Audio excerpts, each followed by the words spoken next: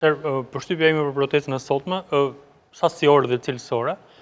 në numër dhe në mënyrë e organizimit, në çdo detaj, dhe sigurisht që ajo që më bëri sot përshtypje, ndryshe nga herët e kaluara, edhe kur drejtuesit politik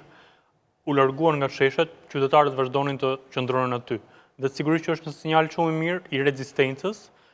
i qëndresës, dhe sigurisht që duhet theksuar. Partia Demokratike është duke rizgjuar sensor të shoqërisë të cilët kanë vite e vite që për shkak të trysnisë, presionit, largimit janë në apati dhe ne jemi duke bërë rolin e shoqërisë civile e cilët do duhet ishte në shesh edhe me apo pa Partinë Demokratike, të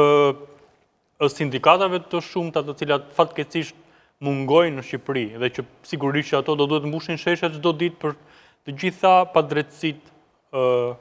zhvatjen, ngrabitjen që i ndodh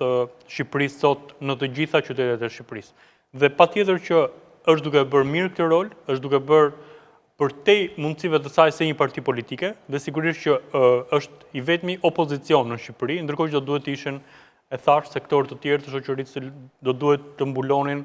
të ishin dhe ato në opozitë, së bashku me ne, apo ne me ata, së bashku të gjithë, dhe patjetër që do vazhdojmë deri në fund në synimin ton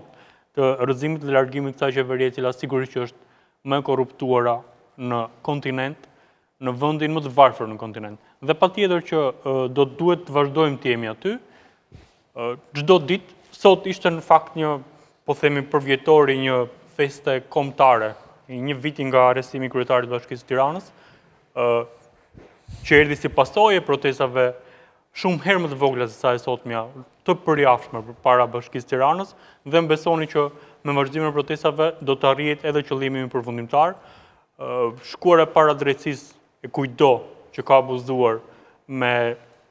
paratë të shqiptarëve, dhe sigurisht që sot kemi një kast ndërkombëtar të paktën neutrale, jo si dikur kur ishin hapur në mbrojtje të korrupsionit, dhe kemi një drejtësi e cila në fakt sigurisht që është duke u përqendruar dhe thelluar në aferat qindra milion eurosh të qeverisë.